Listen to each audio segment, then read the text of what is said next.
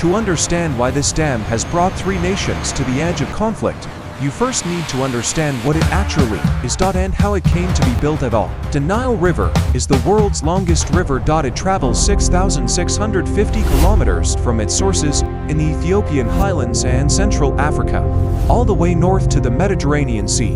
And there are two Niles, the White Nile, which rises near Lake Victoria in Central Africa, and the Blue Nile, which begins at Lake Tana in the Ethiopian highlands. The Blue Nile provides approximately 85% of the total Nile flow. It begins in Ethiopia. It is Ethiopian water, falling on Ethiopian mountains.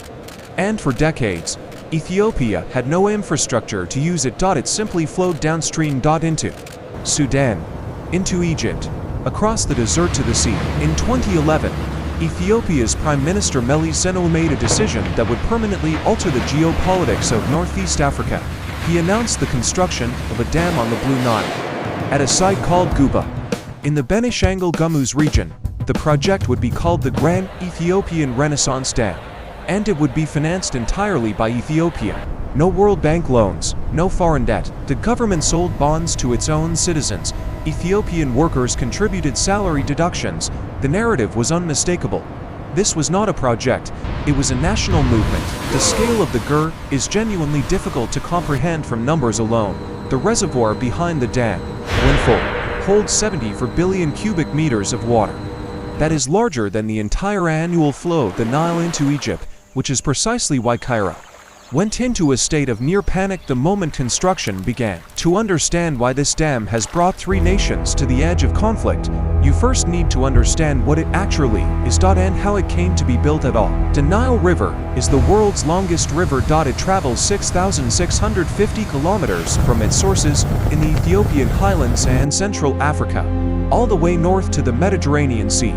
And there are two Niles, the White Nile, which rises near Lake Victoria in Central Africa, and the Blue Nile, which begins at Lake Tana in the Ethiopian highlands. The Blue Nile provides approximately 85% of the total Nile flow. It begins in Ethiopia. It is Ethiopian water, falling on Ethiopian mountains. And for decades, Ethiopia had no infrastructure to use it. It simply flowed downstream into Sudan, into Egypt, across the desert to the sea. In 2011, Ethiopia's Prime Minister Meles Zenawi made a decision that would permanently alter the geopolitics of Northeast Africa.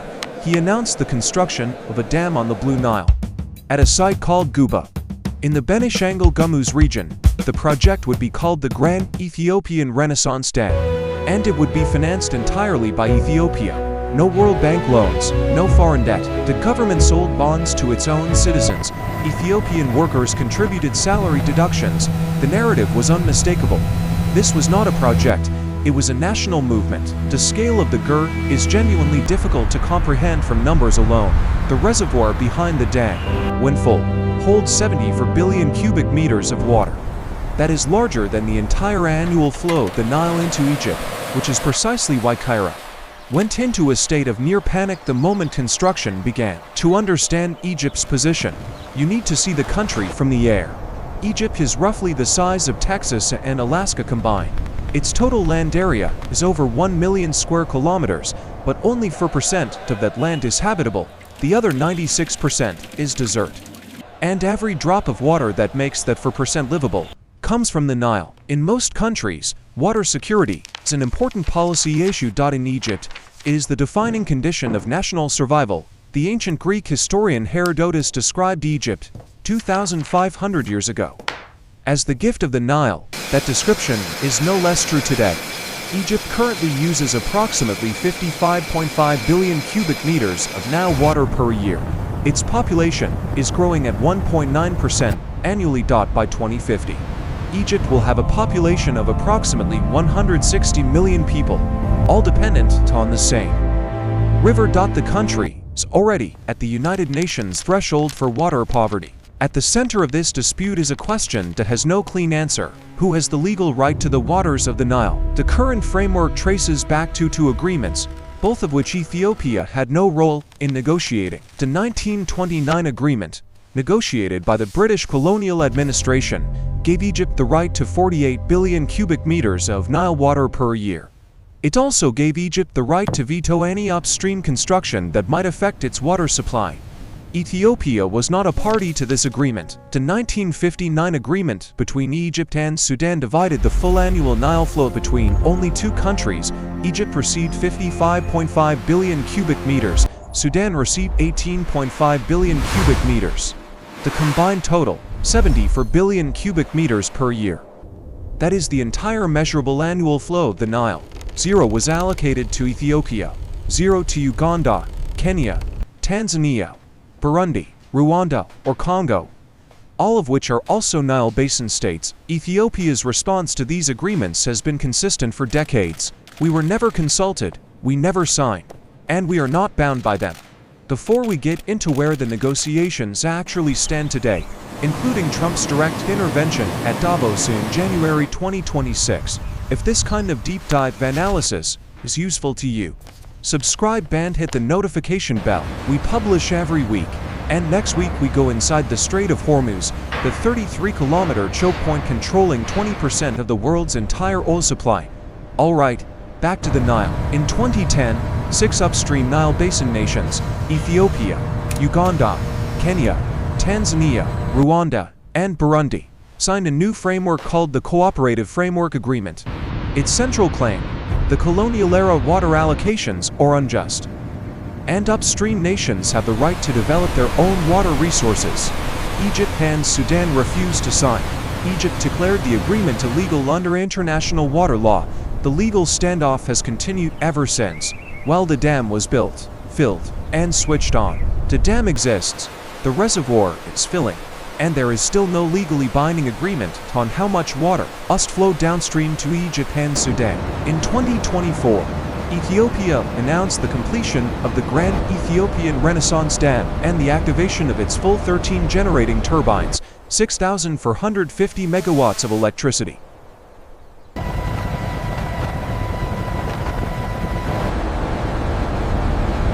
To appreciate what this means for Ethiopia, you need to understand the baseline. Before the dam came online, only 45% of Ethiopia's 120 million people had reliable access to electricity.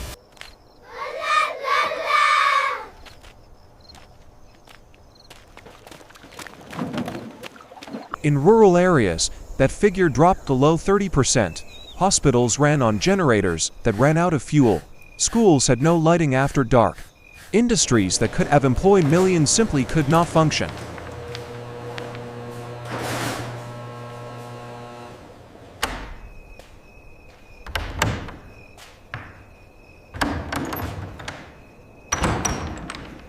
For Ethiopia's government, the GERD is not an act of aggression, it is the foundational infrastructure of a development strategy, the same strategy that Japan, South Korea, and China each used to industrialize their economies over the past century. Control your energy. Industrialize, develop.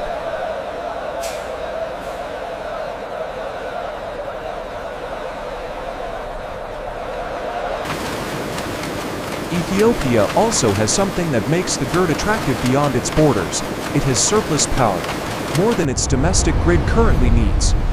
And it has been actively selling electricity to Sudan, Kenya, and Djibouti. Plans are in place to export to Tanzania, South Sudan, and Egypt itself.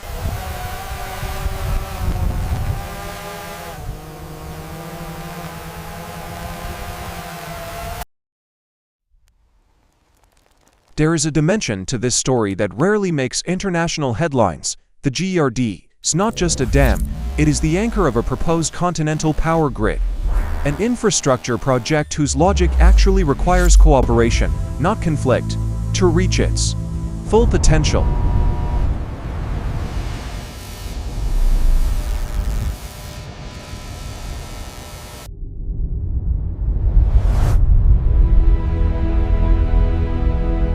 Sub-Saharan Africa has 640 million people without reliable electricity access. That is more than the entire population of Europe, living in the dark. The economic cost of that energy deficit is estimated at 2% of GDP annually, in every affected country.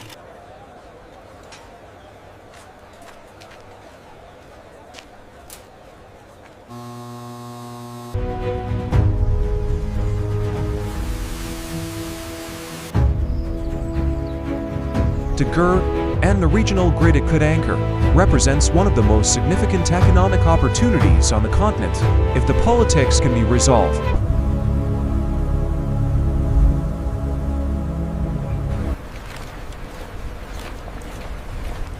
Which brings us back to Davos, January 2026. US President Trump's intervention at Davos was not the first time Washington has tried to broker this dispute. In 2020, during Trump's first term, the United States came close to a framework agreement. Ethiopia was preparing to sign a preliminary deal, then pulled back at the final hour, citing concerns over binding legal language. Negotiations stalled, and the dam continued filling, while diplomats continued talking. What Trump's re-engagement in 2026 acknowledges at this dispute has moved beyond a regional African issue. Egypt is a strategic US partner, America's largest Arab ally. It hosts the Suez Canal. It borders the Gaza Strip. Its stability matters to Washington in ways that go far beyond the Nile. At the same time, Ethiopia is not without its own strategic weight. It is the largest country in the Horn of Africa, home to the African Union headquarters.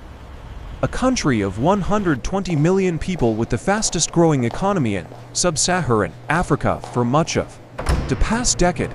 Washington cannot afford to alienate either side, which is why every US administration has promised to mediate, and every mediation has quietly failed. In 2021, Egypt brought the GERD dispute to the United Nations Security Council.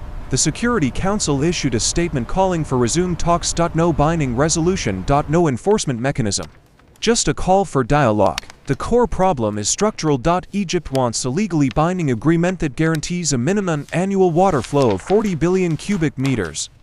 Ethiopia refuses to accept binding limits on how it manages its own dam, a dam built with its own money, on its own territory, to serve its own people. Both positions are defensible. Neither side has moved significantly in 15 years of negotiations, and a new variable entered the equation in 2025. When Sudan experienced severe Nile flooding, Egyptian officials publicly blamed the GERD, claiming that Ethiopia's management of the reservoir had altered downstream water flow patterns. Ethiopian authorities rejected that claim, arguing the dam actually mitigated flooding. Then, by regulating irregular seasonal flow, the scientific evidence remains contested. Politically, the incident pushed the dispute closer to open confrontation than at any point since construction began. BNN Makachne. Here is where things stand in March 2026. What happens next depends on a question that no engineering report can answer. Can three nations, with fundamentally different interests, fundamentally different histories, and fundamentally different relationships to the same river, find a framework they are all willing to honor? The honest answer is, we do not know. What we do know is that the Nile Basin is home to more than 500 million people. That number will reach 900 million by 2050. And every single one of them depends on water from a river system that is already under stress, from population growth, from climate variability, and now from the largest dam Africa has ever built. The GERD is not the cause of the problem. It is the point at which a problem that existed for decades became impossible to ignore any longer. Water is the resource that every living thing on Earth needs above all others. Chips, oil, and currency all matter, but without water, none of it functions. And as climate patterns shift across Africa, the Middle East, and Asia, the disputes we are beginning to see over the Nile are not an exception, they are a preview. If this documentary gave you a clearer picture of a story that deserves far more international attention, share it with one person. That is genuinely the most useful thing you can do. Subscribe if you want to keep going deeper every week, and drop a comment below. Do you think Ethiopia should be legally bound to guarantee Egypt's water supply, or does every nation have the right to develop its own resources? There is no easy answer, and I would genuinely like to know where you stand. Next week on Global Power Projects, we go to a body of water that is 33 kilometers wide at its narrowest point. 20% of the world's oil passes through it every day. To recommended videos plus subscribe button. It is having the most unstable period in its modern history, the Strait of Hormuz. See you then.